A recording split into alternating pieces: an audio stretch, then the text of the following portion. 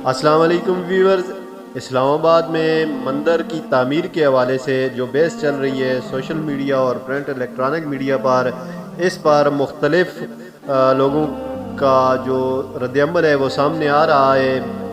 اسلام آباد میں مندر کی تعمیر کے لیے جگہ نواز شریف حکومت میں سن 2017 میں دی گئی تھی۔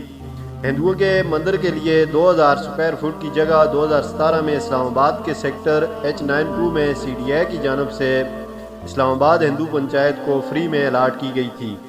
اس زمین کے لیے اسلام آباد ہندو پنچایت نے سن 2015 میں حکومت پاکستان کے پاس درخواست پیش کی تھی۔ اب عمران خان نے دریادلی کا مظاہرہ کرتے ہوئے مندر کی تعمیر کے لیے 100 ملین یعنی کہ 10 کروڑ روپے کی گرانٹ کی منظوری دی ہے۔ اس پر رد عمل دیتے ہوئے ملک پاکستان کے بڑے مفتی محمد تقی عثمانی صاحب نے کہا ہے کہ اسلامی ریاست میں غیر مسلموں کو حق ہے کہ جہاں ان کی آبادی کے لیے ضروری ہو وہ اپنی عبادت